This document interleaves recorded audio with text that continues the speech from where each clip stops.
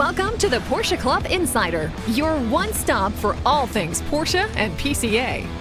Here's your host, Vu Gwyn, and the Insider crew.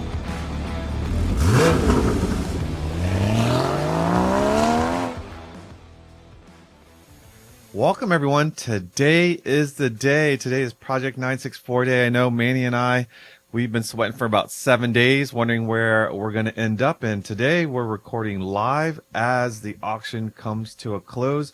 We're here at PCA's national office. I have Manny at the table. Damon's not at the table. He's over at Command Central to the left of me as we work in the auction during this podcast recording. But to the table, we have our dear friend. You've seen him here before. He's the owner of At Speed Motors. Welcome again, Bob Miller. Thanks, guys. Great to be with you. I want to make sure that we thank Pirelli for their sponsorship of PCA Insider. And all of you that are listening, if you currently are not a PCA member, grab that VIN, head over to PCA.org and make yourself a member. If you're looking for that special Porsche for your driveway or your garage, check out our test drive program. Again, head over to PCA.org. Well, Manny, how you feeling? Evidently not as nervous as you are. Because Matt told us, Matt Crandall of 911R, who we had on the podcast a couple episodes ago, he told us it's the last hour, it's going to be a lull during the week. So after that first day, I knew that it would. I was surprised when the first day it went up as high as it did. I thought for sure we wouldn't be doing anything. So once I saw it clear 100, then I wasn't as It cleared nervous. 100 within the first 24 hours. Yeah. That was impressive. Yeah. You guys are like two expectant parents here. We are, Yeah. and then it's been sitting at 100 to 111 for a little while. Right. And as of the start of this, I can't really see it, but I think we're at 112 with 13 minutes to go. With this, you keep talking, and I'm going to divvy out because everybody's talking about how they're preparing their popcorn. So I have a little popcorn here for you. Oh, look at you. What There you what go. a great host. Absolutely. Thanks, Vu. No, So- just off subject. Today would have been a really nice day for a black 356 to be outside. It would have been, but today's about Projekt964, not about 356s. That's code for it didn't start. Right. Speaking of 964s, Manny, what do you think about that? The Targa, the green Targa that went sold earlier this week. I was surprised. It was 151, was it? It went for, I think. Yeah, 151. Yeah, 151. That was surprising. I mean, it was a very cool color, but I did not think that they would go up that high. For those, Do we have any bets in terms oh of... my gosh, there's so many, but I don't want to jinx it. I don't want to say it. I mean, I can tell you what At Speeds think. What does that speed think? So Rich went with 165, Oh my God! and I Canadian or U.S. dollars? well, U.S. dollars, and I went with 160 so that I got everything below. You're doing prices right. You're doing Yes, just exactly. below Right. Yeah. Realistically, I absolutely would see 125 to 135. Yeah. Absolutely. I think that's I don't want to say guaranteed, but like that's where I expect. But I think there's a little, I don't know, Manny might not agree with me, but I think there's a little bit of star power with this car. No Because question. It's been around PCA. PCA members have been a part of its kind of coming to where it is today. And the partners. I think we get it if they wanted to. We could display it at the Porsche Parade. The historical display they have about famous PCA cars. Yeah, this will be one of them. It's a one-off. So you'll let me know, Damon, when there's a jump, because unfortunately the text is so small over there. So if it jumps, just ring a bell or something.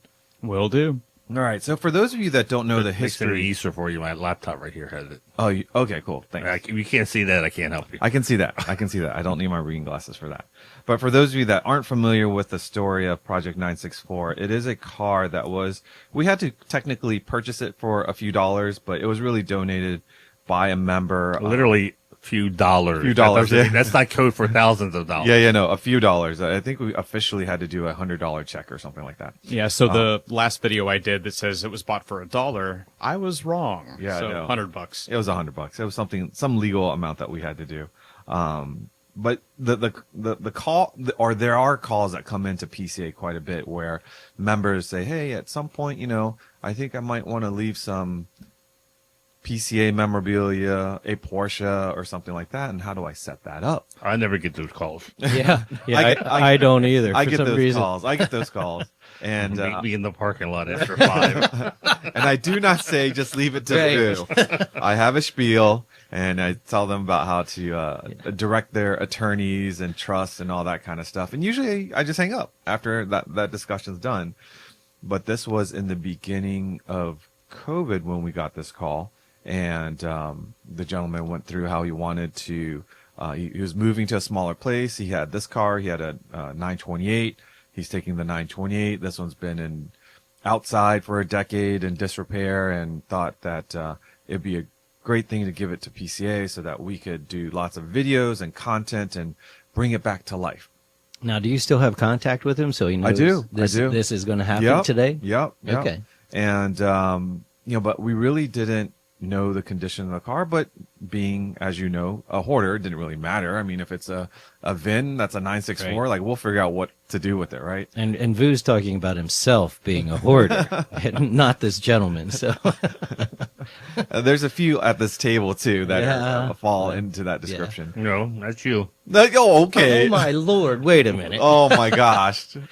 What's that phrase? Right? Yeah. I think. Do you have a table at protested. Carlisle every year selling your stuff? Nope. There we But go. you don't. But I don't you have so much stuff you have to so- sell. Exactly. You have so much to sell. You have to have Right. a table. Should we do a live episode? We can go through your house and I think. Actually, that would be a lot of fun. I think. Yeah. I think. we have Loanne give us the tour. Oh no. All right, let's get back to the 964. Anyways, so thankfully he hangs up, or he says we hang up from that call. I'm thinking that we'll learn about what PCA might get down the road. But another call ends up being, hey, when are you going to come pick it up?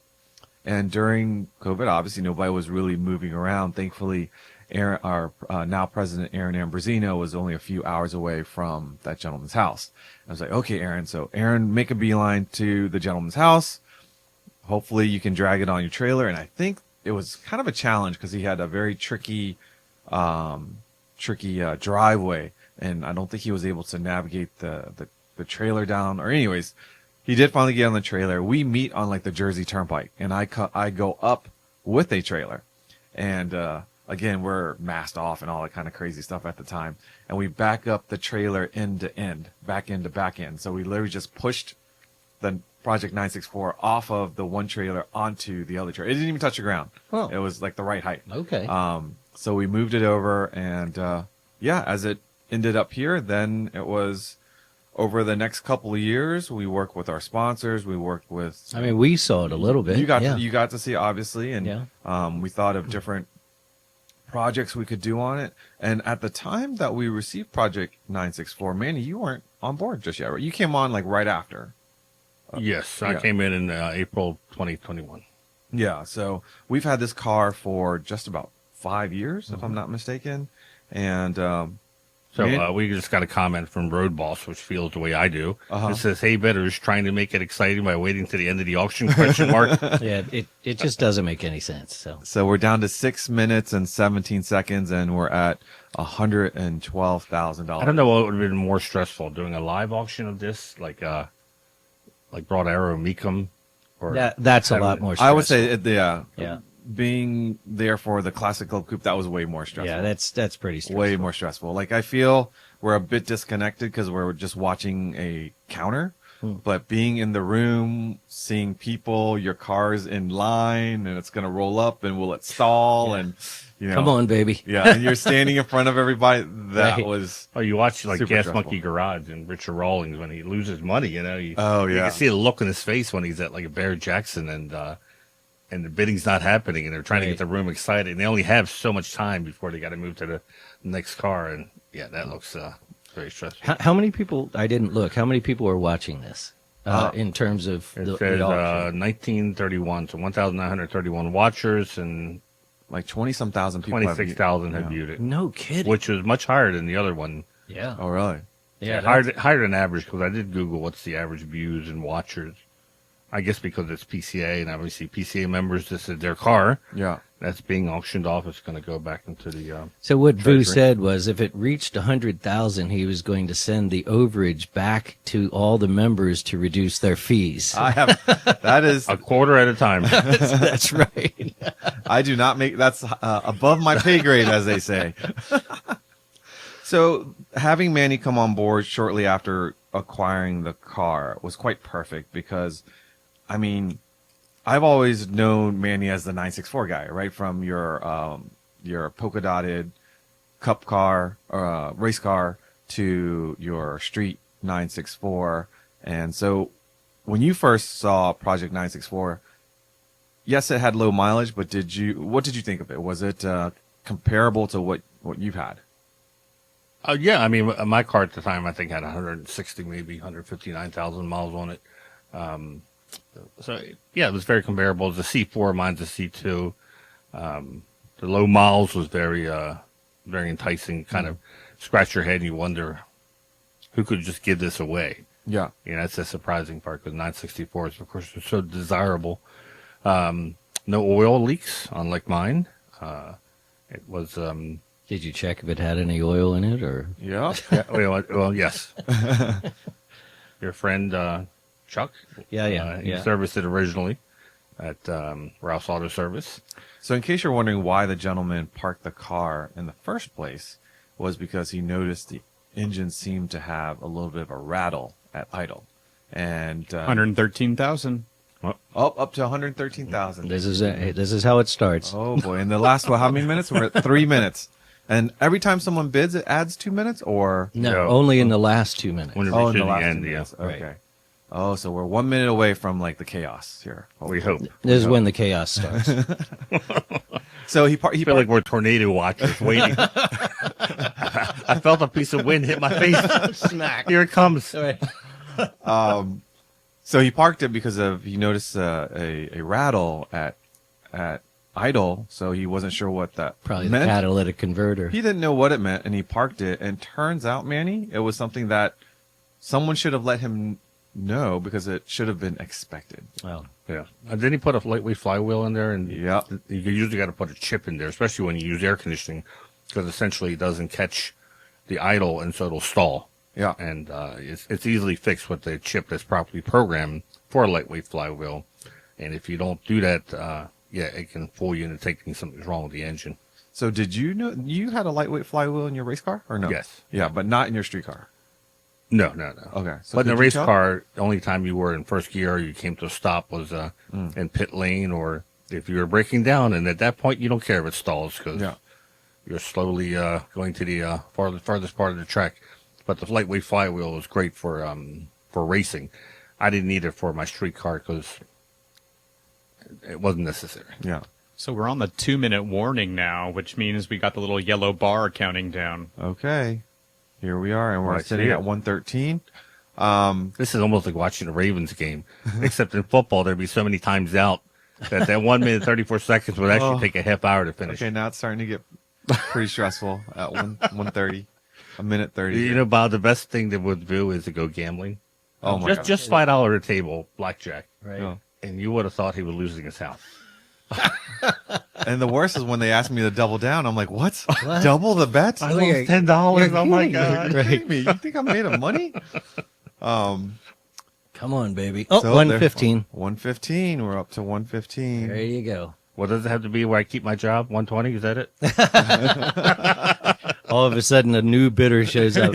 M. Albin. Right. 120. Right. So, what did you think when you first saw the car, Bob?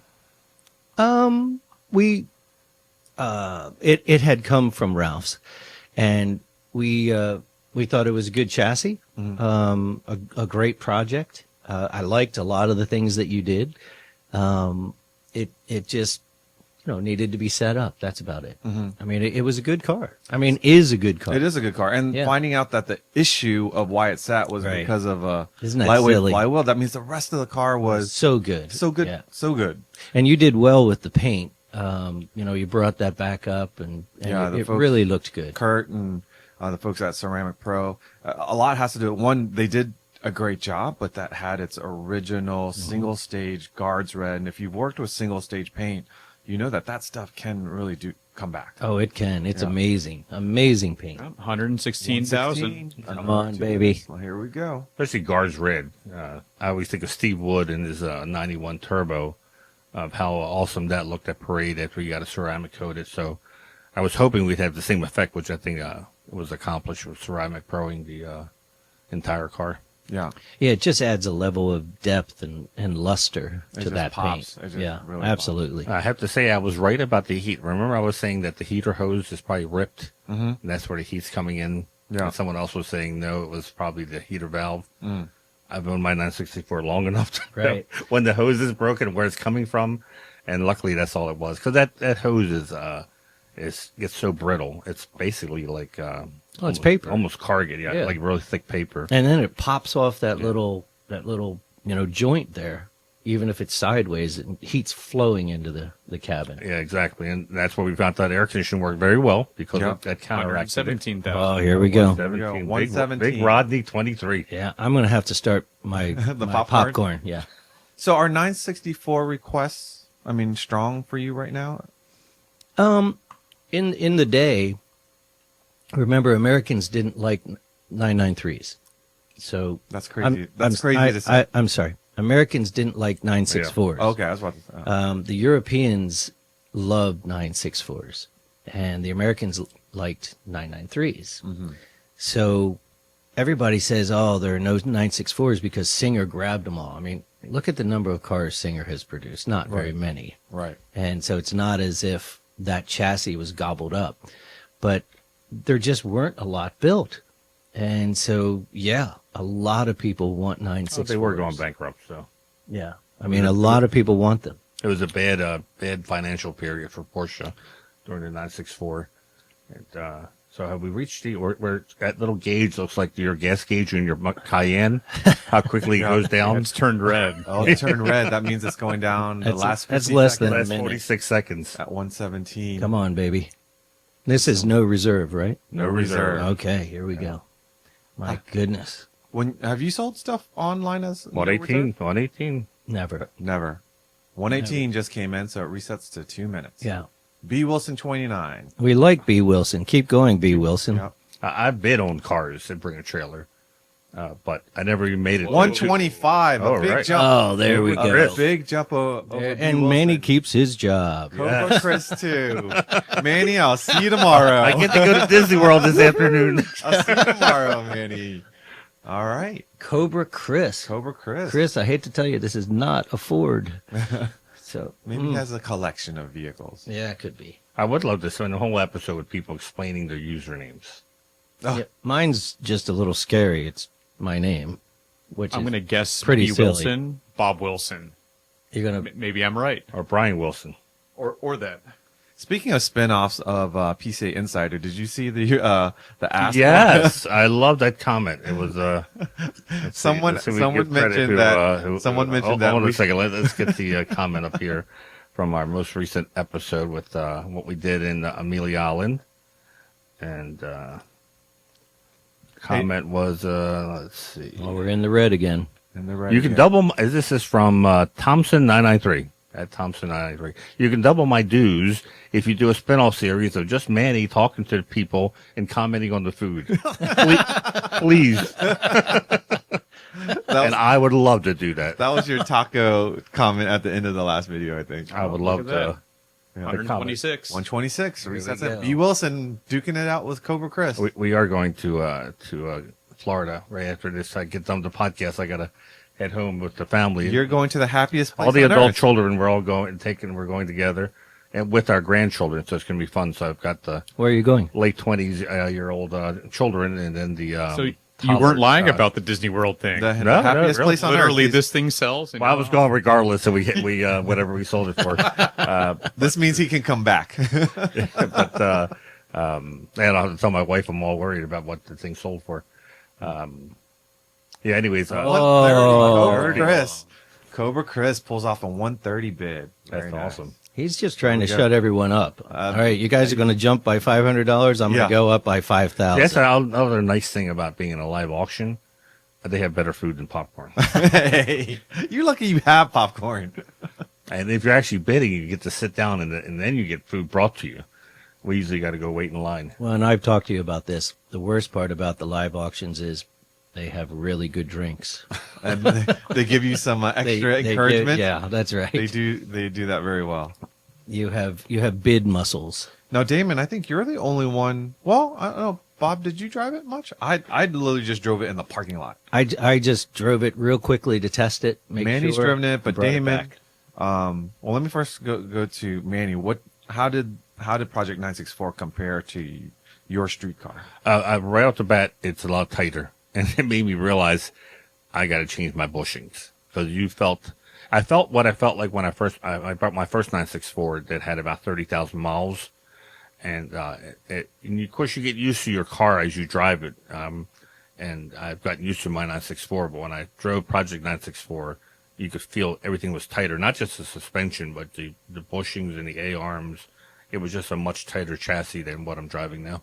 So you didn't notice it get looser because you were driving it, and that it would happen a little bit. Sure, it's just like anything else, happens little by little. Now, the KW suspension I would love to have. Yeah. Because when we spoke to KW and they wanted to sponsor the suspension, we said it's not going to be a track car. It's really people are going to probably do touring with it. Where are we? Where are we? We're 130. at 130 with 10 seconds left. 10 That seconds might left? be it. Oh my Is gosh! this it? Will it stop Oh. at 10? Manny, go back to that page. 3, 2, 2, 1. 130. Oh, 130. there we are. Congratulations, Well Cobra Chris. done. Go Cobra Thank Chris. you, Cobra Chris. Ah, that feels good now. That feels so good. Congratulations, Cobra Chris. So you could talk to Aaron, the president, now. You're not going to avoid his calls. Stole this one-of-a-kind beauty. Thank you, Matt Haas 911, for the kind words. So, yeah, we look forward to reaching out to Cobra Chris and understanding its next chapter in life. Hopefully he enjoys it as much as we good. enjoyed putting That's it all fantastic. together. Yeah, hopefully we'll see a lot Congrats, of Instagram you guys. photos. Thank you. All right. You want to talk a little bit about our Scottsdale trip? Sure. So, let me finish chewing my piece of popcorn. It's the first time we've ever had food on the podcast. I think it's a distraction. Now you know why. Why we don't have it. Right. Yeah, and then we're tacos Yeah. and podcasts. Yeah. So we went out to Scottsdale to do the podcast with Matt, to film a video on with Matt about using a service like his to sell your car and bring a trailer. Since a lot of members ask about what's involved with that, we figured we'd do a how-to video and best practices.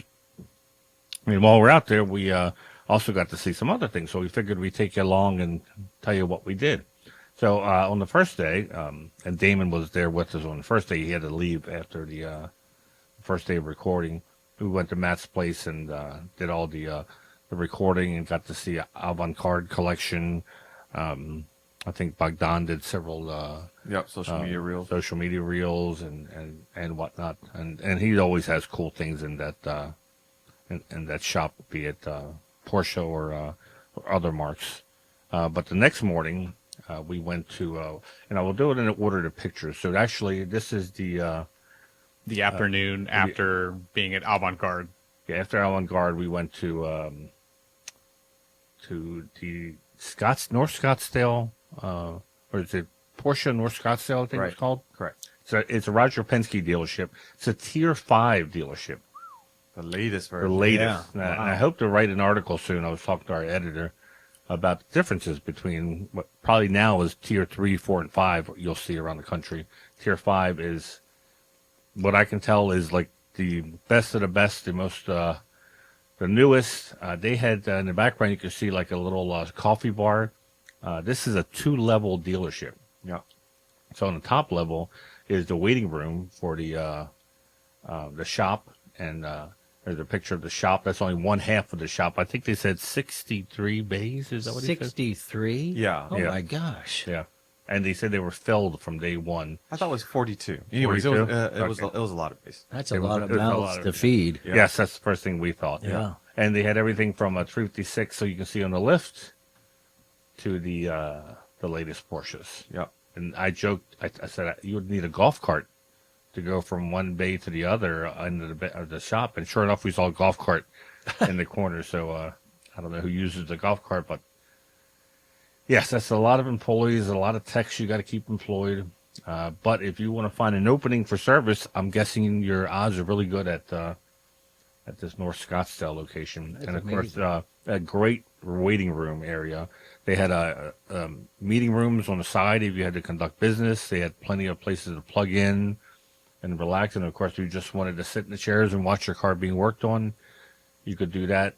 Right next door was this shop of all the Porsche goodies that you definitely need when you buy a Porsche, from bicycles to clothing. It felt like a business center upstairs. Yeah, it was. Conference room. This was mini only lounge. This was only day 3 of them being opened. This is day 3. Day 3. Yeah. Yeah. When was the last time you were in a dealership and there's an escalator? Never. Yeah. I mean, So that's- except for size, what's the difference between Category 4 and Category 5? That's a good question. That's why I want to write an article to find out what Okay. exactly.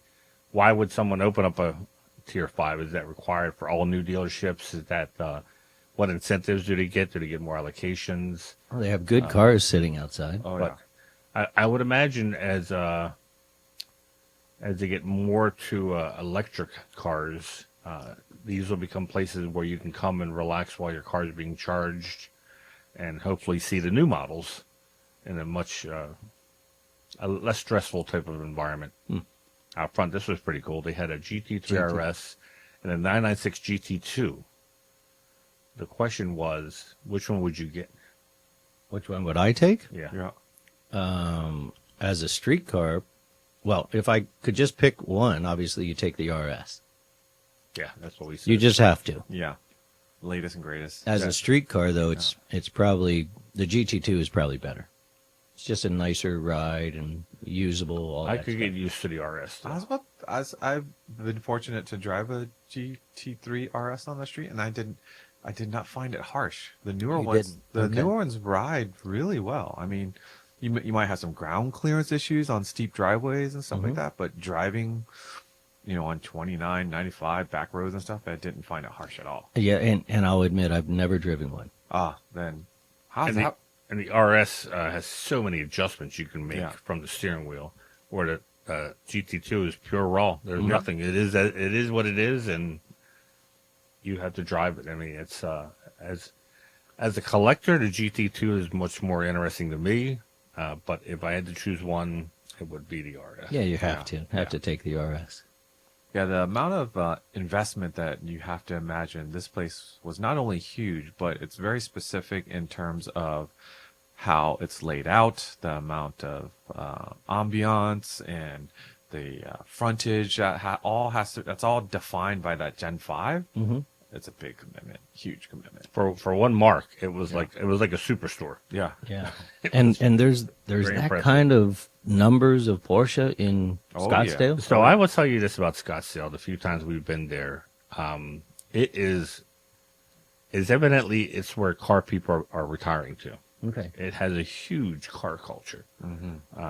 Every time we've gone, we've seen more and more collections, and they keep on telling us, "Come back, there's more." Yeah. Wow. You haven't seen so and so's collection. You haven't seen this person's collection.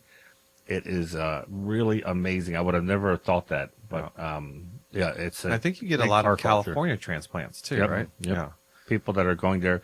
I don't know if they're there during the summer when it's really, really hot, but at least during the winter, it's a Yeah. I think place to reckon with. even the locals say, like, when it gets really hot, the people disappear for a couple months and then they come back and enjoy, 8/10 of the year in very favorable car conditions.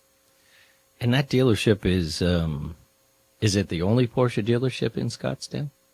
I'm sure there's other Porsche dealerships. I just don't know how near. Okay. Yeah. That Yeah, just happened to be. it was interesting how it was called North Scottsdale, not Yeah. Scottsdale. Yeah. North Scottsdale. But yeah, it from where we've done videos of collections. It's all within that area. So Yeah. evidently they do a lot of cars and coffees in the area, and judging from the pictures, they're no slouch. Yeah.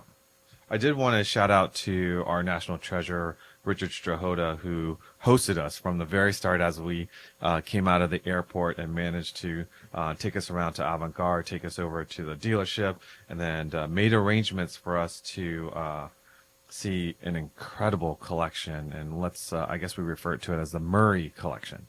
Yeah, and he's been covered in magazines and videos, so it's not open to the public, so don't be asking how you can go see this collection. It's So I'm about to put a picture on the screen. Is this part of the Murray collection? That's it. That's it. All right. Yeah. This is, I guess, the Pride and Joy, maybe the most famous part of the collection is the... So let's ask Bob. Do you know what that is all about, Bob? No, and Manny showed me this car previously. I didn't. Tell me. Yeah. Manny 550 Spider, that was part of the introduction. It's not a replica. It's not a replica. Yeah. It's a real one. The first one I'd seen with hubcaps. You always see the 550s with the hubcaps. Well, I've never seen that color. So that's called French Blue. And it's a famous model that the famous driver Jean Barra not only drove but owned the car. It won a Formula 2 race. Man. It's an early 550. So uses obviously the 4-cam engine.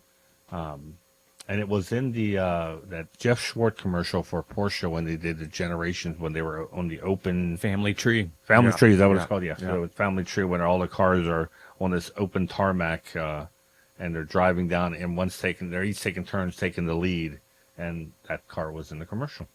Actually, the guy working on it drove the car in the commercial. For me, the coolest factoid about that car is that is almost all original paint. However, when they got the car, it was not blue. You're kidding. So how do you do that? Yeah, I was talking to Jack about that. I mean, if the original paint is underneath a poorly prepared repaint, Yes. you can chemically strip it. And that's And what they did. it comes off. And the original paint, especially from Porsche, the darn paint survives. Yes. It's amazing.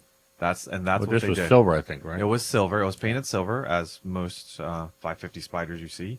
But they found out that the blue was underneath, and they took linseed oil. Yeah, I wonder if that works with a black 356A. And if there's a mice and blue underneath, Uh-huh. yeah.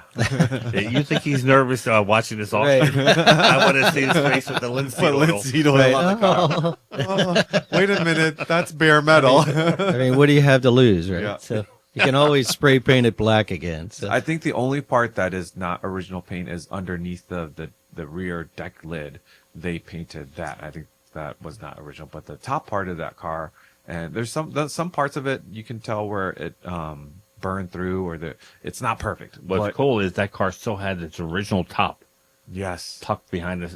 You can see a little bit of the bow in this picture, but it's still there. original top. I had no idea that the original top actually fit because I never seen one in the. I guess I never noticed it, maybe, but that was very cool seeing that. Man, what a piece of history right Yeah. there. That's amazing. Original leather straps and the leather trim around the rear deck lid. I mean, that was People always ask me, "What are your dream Porsches if you could have any?" This is one of two, and he had both of the cars that I dream about owning someday.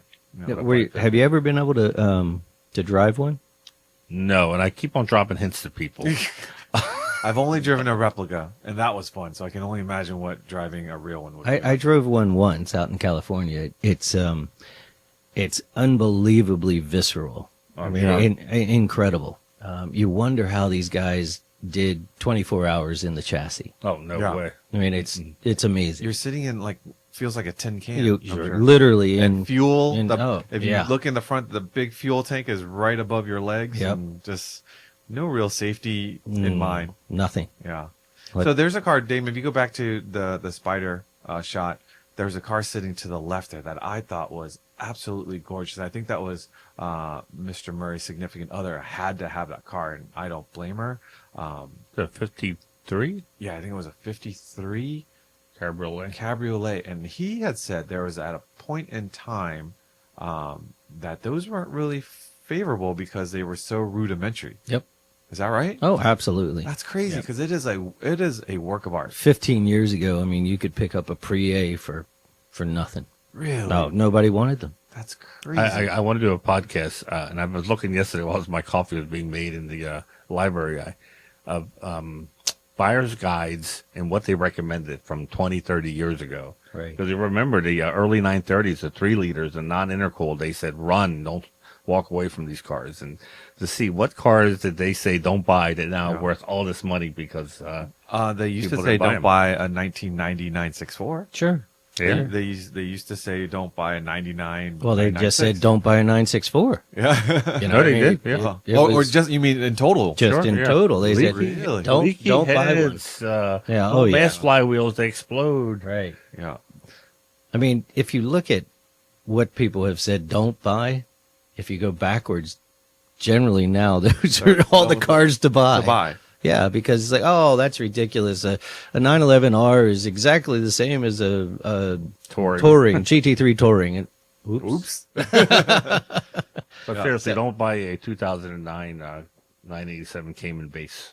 I have a feeling there's some. With the manual transmission, they're the worst. Manny's trying to talk it down. We're going to send off to Damon. Don't buy a V6 Cayenne. So with only 3 plugs changed. Yes, Oh, exactly. we're going to do a Let's tech not video. let that rest. We're going to do a tech video. Only changing 3 spark plugs is good enough. Right. Now, I remember when people just said don't buy a 1995 993. Sure. They're like, oh, that doesn't. Oh, have the Vario Ram. Yeah. Oh, you know, and the extra So Vario Ram didn't come till later. 95 was. That's what I'm saying. They said Yeah. don't buy the 95 Right. because it didn't have 96, Oh, it didn't 97 have is it, Vario It. Ram. Yeah. Now Oh. they buy because you don't have to worry about the SAI Yeah. issue. All right, so the next one up was the 18th ever 911 built. And it was actually called a 901 because Porsche hadn't changed the name yet from 901 to 911. So it's a very significant. And also the person 911. that restored that car is also very Oh, significant. of course, our own Alois Roof. Yeah. Who was an expert in the 901 restorations. Yeah. That car was beautiful. So Oh, my. there's a second car that I would love to own, and that's of course, a 904 or Carrera GTS. Much like the 901, they had the problem where they couldn't call it a 904 because of the 0 in the middle, so they call it a Carrera GTS. Now, we've seen these cars at the Amelia Island, but the funny story about this is that our own Bogdan tried to get in it. And the owner asked them. He was the owner invited asked them, to get yes, in it, yes, yeah. the owner asked them, said, "Feel free to get in." And in my head, I'm thinking, "Oh, I'm going to ask him, can I sit in one? Because I've never sat in one.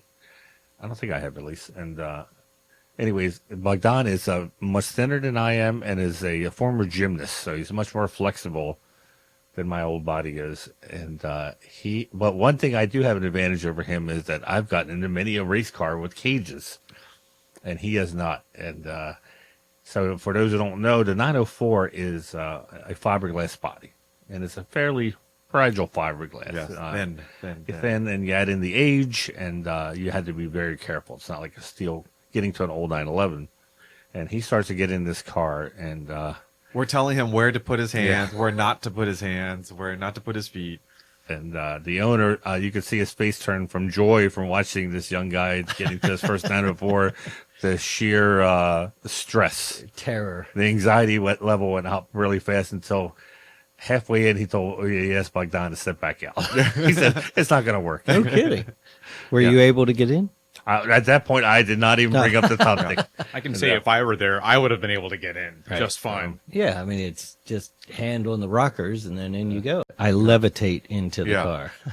Well, we after Boggs got out of the car, we just focused on how thin things are, and we're trying to show Boggs what Porsche was doing back in the day for competitive sake, where every gram, every ounce mattered, and you could go to all the pieces on that car that were Swiss cheesed, so to Right. speak.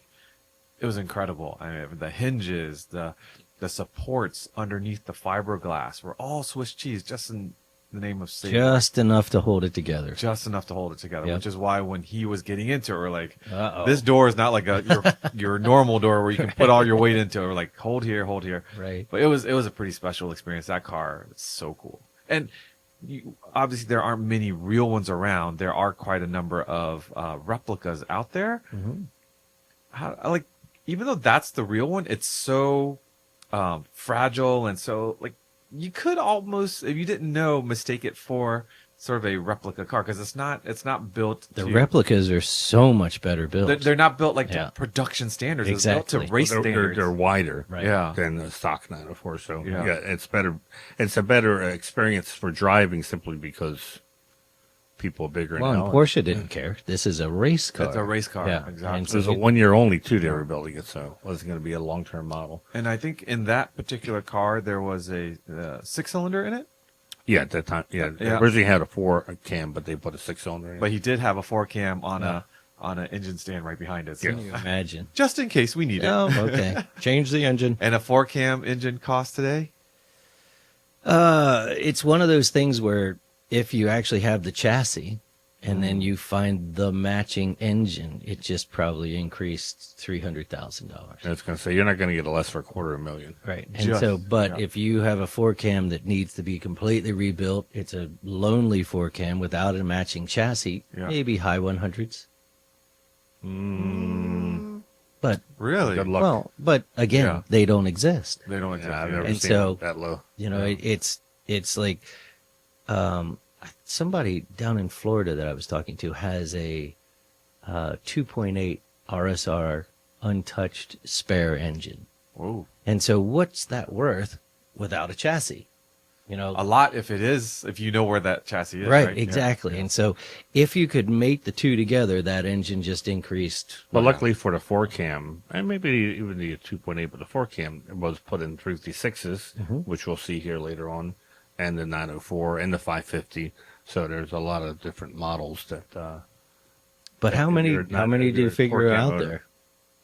Who knows? Well, I bet you between 550s, 56 Carreras, and 904s, I would say 300 to 400. Okay. Yeah. Yeah. Yeah. Yeah. So Well, next speaking of picture we which- have up It's here. beautiful. I know you're going to talk about the blue one, Manny, because we're talking about 4 Actually, I was going to talk about the black one. Well, that's what I was going to say. Is like, let's talk about the black Speedster. There we go. That car looks so cool. And again, I didn't realize how rare black 350 Super rare. So there was an event, I think, in Florida this past weekend that one of our Cars and Coffee friends went to, Manny, and he sent a picture of like 60-some 356s in a parking lot. Gathering of the Faithful? Yeah, I think that's what it was. You know how many black 356s I saw in that picture? Probably none. None. Yeah. What? Black was rare. Why? I can't tell you. I have no idea. Probably why your car was painted black. Because they're like, Your car does look good in black, though. Yeah. yeah. It was probably next to Bob's car, and your car was getting a lot more looks. Even though Bob's was all original, Bob's is perfect. Mine's not so much, but Bob had a little placard next to his describing what it was. you should love this more. And you had a subwoofer in yours. All I had was butt marks on my car as they were leaning over to look at yours. So, So, in that time period, can't tell you why. why can't did tell you Porsche why. not have black? I don't know either. I would love someone to tell me Because why. black, if you think about it, black was one of the first car colors. Exactly. But Henry Ford said any color you want as long as He's it's black. black. Yeah. Right. So for those of you that are listening, if you could help me understand why 356s Yeah. or very rarely came in black, that's very interesting. Well, the Speedster that we're looking at in Mr. Murray's collection, that was an original black Speedster, which is No why he kidding. bought it. Yeah. No kidding. Yeah. Oh, that's super rare. Super rare. What did this guy do that brought him to cars? I have no idea. Okay. I have no idea. That's the thing that I say all the time about PCA members is we get into cars into full detail, Right. but sometimes Loanne will ask me, he's like, "Oh, so what does that person do?" I don't know. I have no idea, and I don't even plan on asking. Roxanne always says, "Is he married? Does he have kids?" Right. I don't know. We don't go. Cars we can go into detail. Personal life we have no idea. But it's 550 used to be silver and it had blue plate. But yeah, that was a very very nice car. And the next one was that was a Carrera 2? I believe so. Yeah. Yeah. Oh man, it's Oh, gorgeous. I know what's interesting about that car. The 40 plus Concours wins at PCA events. Oh, that's the Manhattan winner, I think. Yes. The two-time Manhattan winner. Yeah, exactly. Yes. Yeah, that alone is no. So here's the one that Spike Ferguson talked about a couple episodes ago in his podcast about the car that him and Jerry Seinfeld walked away from Oh, I They saw kinda- that episode. Yeah, they kind of regret it now. So this was a 760, maybe 768 8 miles. Yeah. 70 was it 70S. I Good think? gosh. Yes. And the story, if I get it right, is that the husband bought the car and then passed away shortly thereafter. Went to war, I think. Is that what it was? Yeah. All right. And the car, you're not thinking of Richard's 56 story. No, is you? I think this one, something about Japan. Like he went to Japan and he was. Yes, you're thinking of Richard's 356. Oh, is that Richard's yeah. 350? Okay, I'm Mixing stories up. Anyways, he passed away. The widow left it in the garage for, I guess, 30 years. And then he decided to sell it, and it came up for auction. So it had been sitting as it was like a time capsule inside. And How would you value something like that, Bob? Well, There's no comparison. Well, I mean, first of all, it's original silver paint, and I it's mean, original everything. well, you guys know silver paint doesn't exist. Right. Original. Right. I mean, it does, but it's very, very. It does on my Cayman. I so mean, what makes silver not back then the is it two not been stage. aged properly? Yeah, the two-stage paints, the clear would just Break peel down, off, yeah. and it would break down, and you'd end up with basically the base silver coat with no clear. right. So, I mean, to value it, I can just give you one example, and that is, just was involved in selling a 70S, all original, silver. Mileage is somewhat irrelevant, but it sold for almost 400,000. What? But it's an original, untouched car. So all the way down to everything, every nut, bolt, everything. So here's a sub 1,000 mile, Yes. completely original car. Completely original. I mean, I don't know. I mean, sky's the limit. Ask what you want. Find the next one. Yeah. Impossible. Buy a car like this, what would you do with it? Because with the on Spike's Car Radio, he was talking about how they just bought a BMW E39 M5 with like 500 miles, and that's why they got into the conversation about this silver 911. They would have bought this 911 as they did the E39 to drive, not just to store and look at it, but they want to experience the new car feeling that you couldn't get unless you buy something like that. And honestly, I mean, the 70S, the 2.2 MFI engine, it needs to be driven. I mean, I see. You know, people don't understand the 2.2 was the last of the Visoc race derived engines that was for a production car. And so that little 2.2, especially with the MFI system, if it's sitting around, it's just degrading. And so, okay, well, now I have the most original car that has 1,000 miles on it. Who cares? You know, so at least drive it, enjoy it, play with it, get the car out and doing what it was supposed to do. Only a couple of miles at the time. Like I can't imagine you're going to take a long trip with. No, something like this. but you want to do 25 miles because you want everything to heat up and, you know, cycle through and, you know, the oil system to open up and everything to flow through. And so you don't want to do 2 miles. That would be really hard on the car. Yeah. Wow, that would be a very difficult car for me to own. Not only because it costs a lot, but I would be in that dilemma of, do I drive it and put miles on it, or do I enjoy it? And I get it.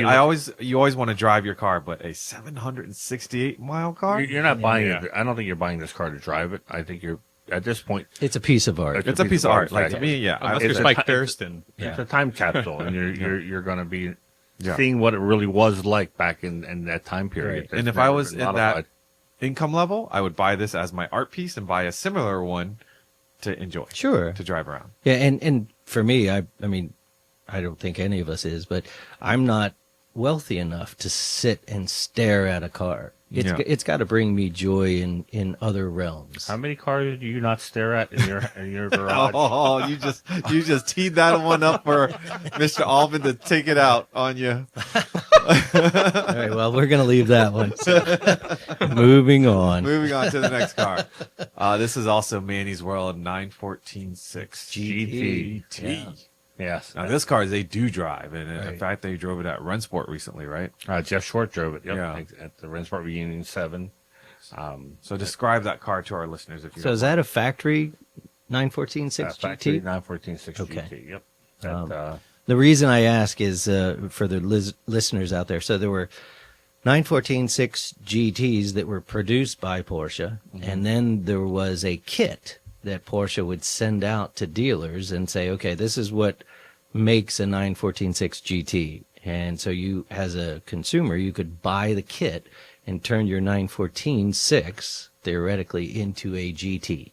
and a lot was the racing department that would convert them too, Right. in Stuttgart. Right. Most of the 914.6 GTs out there are actually kits. Kits? Yeah. Yeah. They're real, but they weren't built by Porsche. I think one of the more popular videos that you've done for us is driving a GT. Oh, correct? that was a cool car. Yeah. That was the very first factory-built car sold to a private person. Yeah. And that was, what a great machine. And speaking of sort of the lightness tricks that we saw on the 904 when we were at the Gooding auction and looked at a 914.6 GT, you could see how wavy the rear And deck this one lid was. was the same way. It's balsa. It's It's fiberglass and fiberglass. balsa wood. Again, not for a Concours person, but for a race person, like Right. that's all that matters is that there's kind of something covering it. Yeah. Because it was just wavy as wavy could be. Isn't that amazing? Oh. Yeah, they're beautiful pretty cool. cars. All right, what else do we have here? The funny thing is we start the video with a beautiful GT3 Touring, and I think we say, yeah, this is the least cool Special, car, yeah. least special car in the. Is this a Carrera Cup? That is a USA Carrera Cup. Yep. Which, for those who don't know, that is a car that was built for a race series that was aborted for the U.S. That's why they call it a USA Cup car. It was essentially a Carrera RS NGT, which is basically a stripped down, ready to race RS. Alwood Springer, who was head of Porsche Motorsports North America as well as part of Andal at the time, has a great chapter in his book about this this particular car or series of cars. I love them because it was a way they brought in Carrera RSs, which never came into our country. We got the RS America, which is a whole different animal than this. And they really wanted to race this car, and because of the economy and whatnot, they changed their mind the last minute and basically told Motorsports, put it all back together, and the dealers will sell them themselves. And that was 1992. 92. Yeah. And I think the way the story goes is they were putting these cars back together at Andal, and they weren't thrilled about it. And they weren't car assemblers. They built race cars. And one of the dealers complained because it wasn't glued on properly or something. And Springer was like, Alvin was like, I build race cars. I'm not building these street cars. And told Porsche it is what it is, basically, and just take it as is. So those cars became legendary because they were Carrera RS, but now they're referred to as USA Cup cars. Mm-hmm. Yeah, and I remember a local region member had one.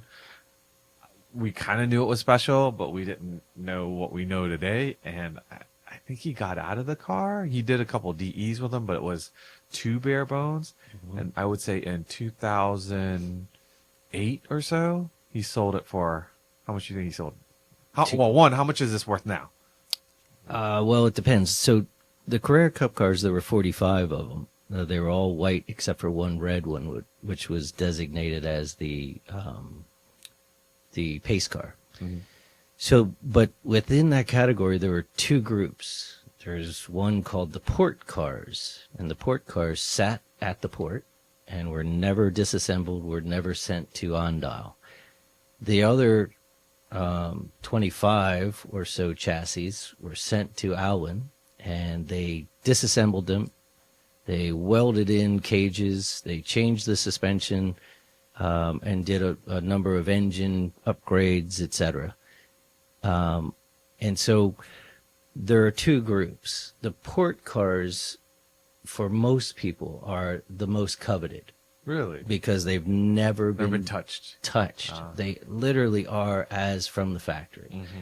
The other cars, in the business, we call them tinker toy cars because they've been disassembled, welded on, cut the welds out, Yeah. reassembled.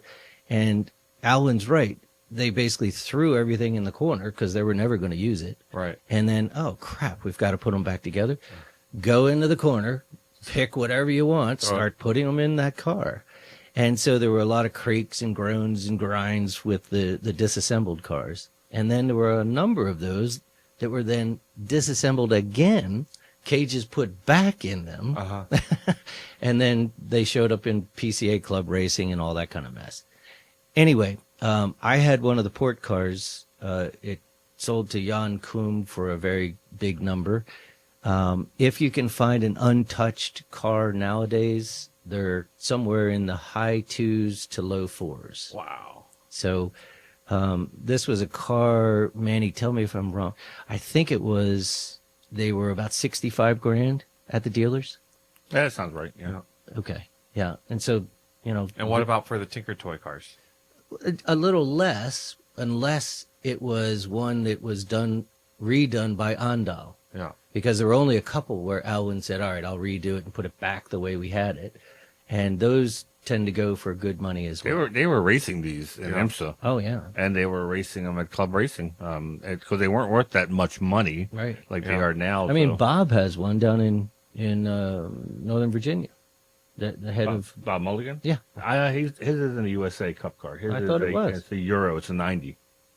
Oh, okay. I just thought know his 'cause- was USA Cup. No, I drove that car. It was a 90 Okay. Carrera Cup So car. a Carrera Cup. But yeah, I remember seeing one at Daytona, and what I always remember is that it was all white, and it just had the sponsorship stickers required by IMSA for the race.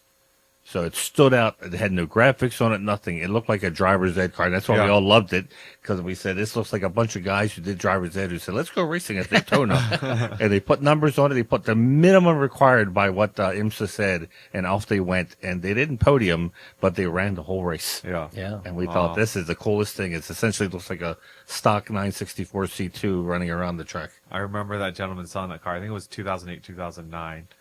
$35,000. Oh, yeah. Yeah. Yep. I mean, listen, you could do that all day. Yeah. I know. Think about the car. Carrera RSs were 15 grand, 20 grand. It goes on and on. I think about it when I see cup cars, 996, 997 cup cars for like 50. I'm thinking, I wonder how much these are going to be worth in 30 years. We say now, oh, you got to get the engine refreshed. You got to do this. You got to do that. It's not worth it. And then you wonder in 20 years if people are going to be saying, oh my God, that's only 50,000 you could have bought this for. So the Porsches that were in Mr. Murray's collection were impressive.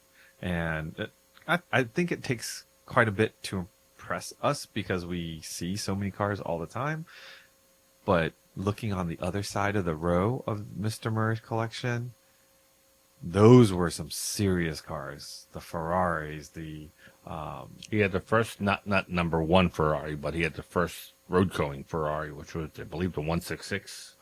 The first? Not like Ferrari number one, but if you will, the first road going Ferrari. And I hope I am not stepping on myself because I'm not a Ferrari person, but I thought the 166 is their first Wow. road going car. So this guy actually is a real car guy. Look at that photo there. That just gives you an idea. Mustang. Wow.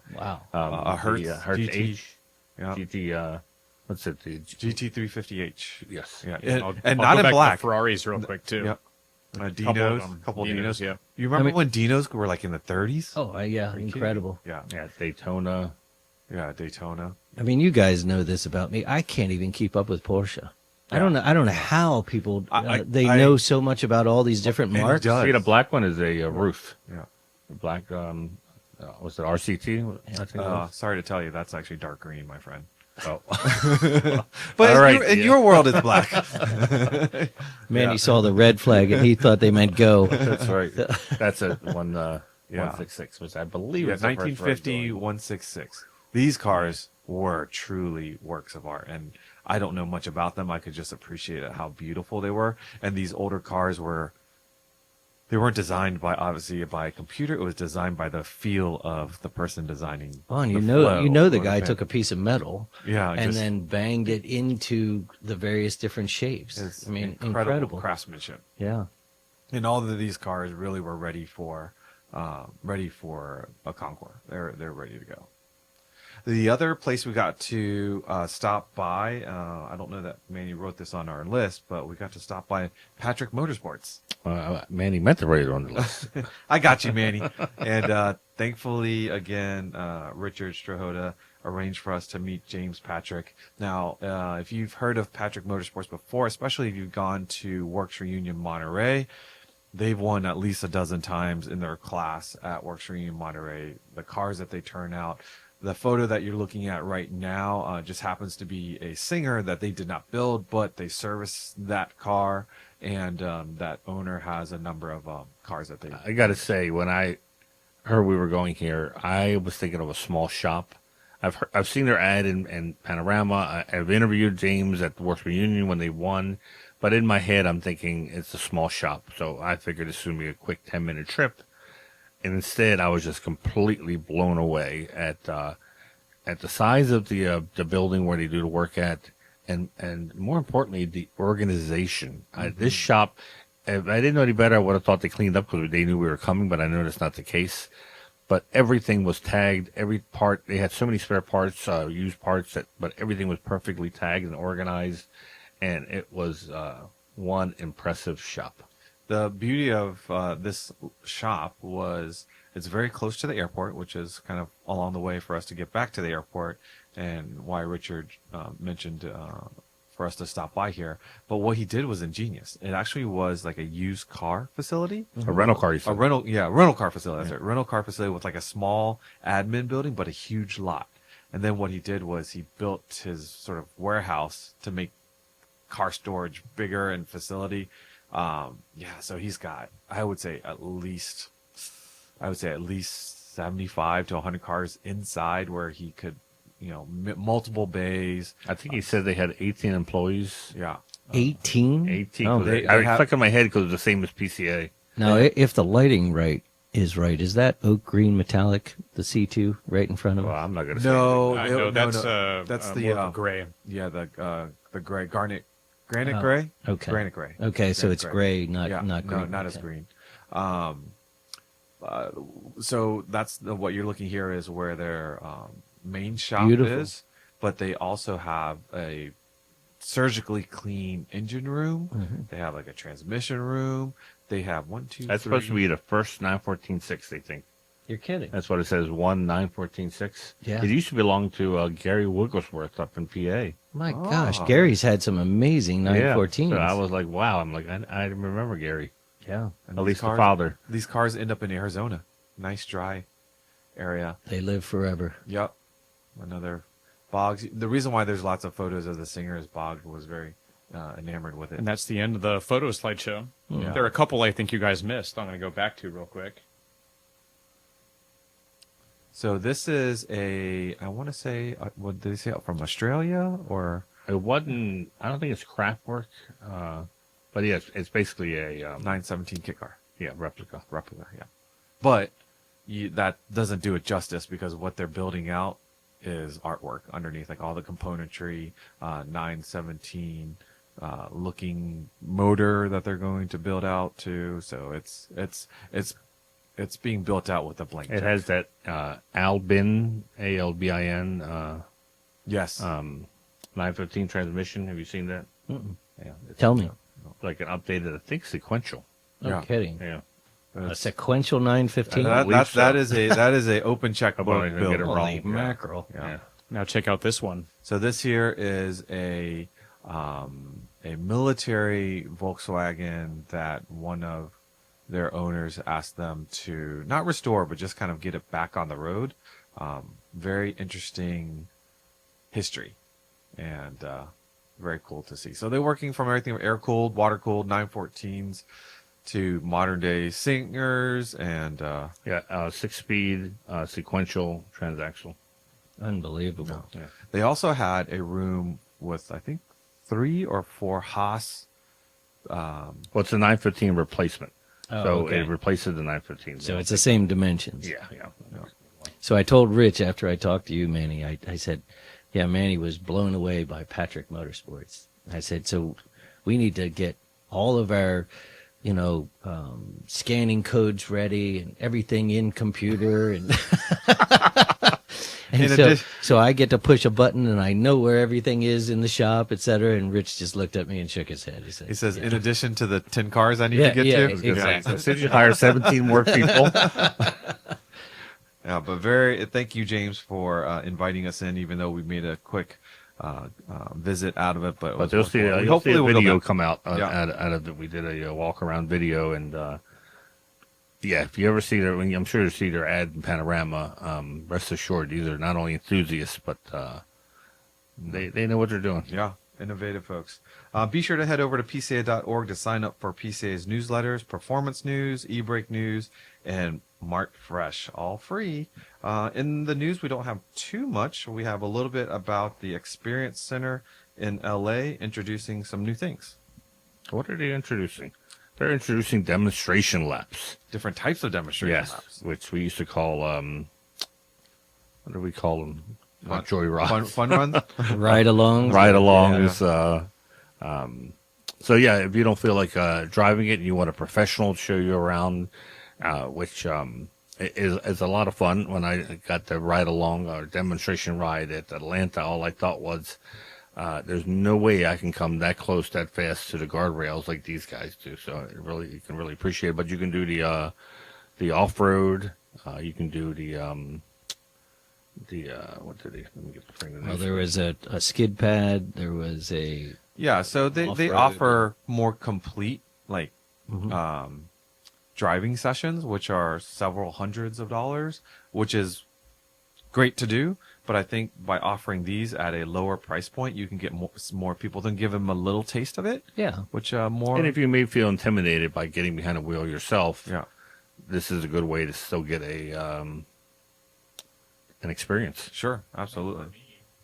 Yeah, I should probably turn my microphone on. For me, you might have a lot of fun driving a car yourself and do that, but also consider just going for a ride with a professional to see how it should be done if you want to go faster, at an autocross or on track, because you could learn a lot. yeah. And what I think a lot of people don't appreciate is how much or how capable a bone stock Porsche, be it 2-door or 4-door, gas or electric, how capable they are. Because when you drive it and you see someone else drive the very same car at, let's say, 9/10, because I'm sure they don't do 10/10 at the Experience Center, you realize you don't really need to do much to the car.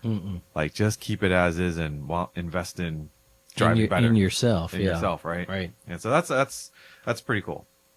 Next up, we have something. What's that meme where it says, if I ever win the lottery, I won't tell anyone, but there will be signs. I think this next one here, Manny, illustrates that perfectly. Yeah, so it's RM's auctioning off a collector's collection of 911s with the transporter. Yeah. So you a don't whole set. A whole set. Yes. All you got to do is hire a driver, and you can get your whole collection, and automatically become a collector of 911s if you aren't already. Delivered to your house. Just have to explain to your significant other how you now own a tractor trailer. So, Why did so you a get that collector CDL? package. It's a collector package. All Just right, like I you see love like it. a Hot Wheels Yeah, package. right. It's that in a 1-to-1 scale. It is an open trailer, so it's Yeah. not the Bob Miller Oh boy, here we go. enclosed. Yeah.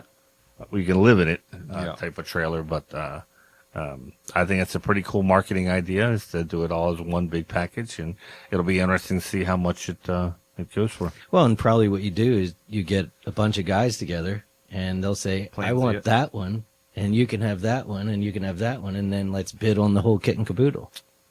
Do you think this will be one where we're chuckling about it now, but someone who's serious buys it, and then later on, this is like a gold mine? Like, I can't believe we didn't buy it. In 10, 15 years, will we go, remember that, 6-pack and a tractor trailer? We should have bought that because now we... Well, I mean, and you guys know Cam really well. I mean, Yeah. he'll go in and buy a collection to get one car, Yeah. and so maybe that's going to happen here. Oh, man. Only to be in that world. Yeah. So, all right. So let me give you some quick updates while they're oogling over that photo of the cars and the tractor trailer. Porsche Parade, Oklahoma City, July 6th through 12th. Phase 1 is now open, so make sure you get yourself registered. It's going to be an incredible time. I was just talking with some of the volunteers here recently. about the different things and the unique experience that we're going to bring to Oklahoma City. I think in our last podcast that we dropped, we had Melanie on talking about sort of the ins and outs of what you need to do. Treffin at Sea 2025. It's our 70th anniversary cruise, leaving out of New York August 30th, and we'll come back September 6th. And right now we're at right about 950 PCA members that are going to be on board. The local regions that we're going to be at port are planning some activities at the port. It's going to be super cool. You want to touch on a little bit of the videos, Damon? Oh man, I wasn't even thinking about that. I'll tee it off for you. We dropped the 964 windshield rust fix in time for the auction. Yes, And it was an interesting video that I can't believe I dropped the ball on that. Vu filmed it for me to edit several years ago now. So when the auction came around and people were asking about rust, we knew exactly what to do, and it turned out to be a very educational video. And anyone, I repeat, anybody who's in the market for an air-cooled 911, particularly a 964, should know about the windshield rust. And this is the video you need to watch. And it's one of those tip of the iceberg things. If you see a little bubble there, you're in trouble. You should plan for $5,000 to $6,000 for a proper repair. And that's not to scare you away from them. It's so that you make sure you buy it right. Because if an owner that you're going up against doesn't realize like that's a big job, then you go armed with the right information, and maybe you catch a good deal. Rust bubbles in your cabriolet. You talking about mine? Yeah. No. You might be referring to the 356, which you'd be right, but to the cabriolet, no. Yeah. We also have a Broad Arrow and Gooding auction car highlight video that I'm hoping is going to be coming out for the first e-brake news in April. So it should be out by the time you're hearing this, but if not, hold tight for later in the week. Well, and if you remember, we all took some guesses on some of those cars. Yes, we did. That would be really interesting to go back See and where we were at. figure out, were we even close? Yeah, go back. I'm pretty sure we're going to be putting in the sale prices if they sold. Yes. And have that in the video. You also dropped a video from Tech Tactics East with Nathan with regards to maximizing your sales price. Yes. So this was something we filmed at the latest Tech Tactics East in, gosh, was it February? Mm-hmm. Man, this year has gone by very quickly. But it's a little bit different from the normal Nathan Mers videos we do, but a very normal presentation that he gives at Tech Tactics East, or, similar format. So he's just standing in front of a crowd and going through a presentation with 10 tips that you should know and should employ if you're looking to sell your car, whether that's a Porsche or not. There's a lot of good stuff. Or if you're looking to buy one. Yes, he or points that. out if you look at, for people that aren't following this, you can probably get a good buy because they're not going to maximize their price. And we're talking about the people that put one picture of their car. One bad photo. Yeah. Their surveillance camera from their ring camera. Yeah, but buyer beware on a car like that. But I think that the point of that more was, as a buyer, this is what a good seller would do. Yep. And then the last video we'll talk about was one that we premiered at Works Reunion Amelia Island. Honestly, it's kind of a tearjerker, and it's a celebration of PCA's 70th anniversary. That is really, really well done, by the way. Yeah, so Thank you. I've been Damon passing and Will. all this on to Will Caone, who has worked with us since the 911 Safari video with Lee Keane all the way back in 2014 or 2015. So, Will took the footage that he's filmed over the years and a bunch of footage that I digitized in the past couple months, and man, pulled out what a great video. I was starting to choke up when I was watching it. So what I love about this video is not only is it celebrating our 70th anniversary, but if you show that video to someone that doesn't understand why we are so passionate about what we do, in those 2 minutes, they should understand why we are the way we are. yeah, All right? Very agreed. cool. All right, if you're looking to race PCA members online, check out PCASimRacing.com.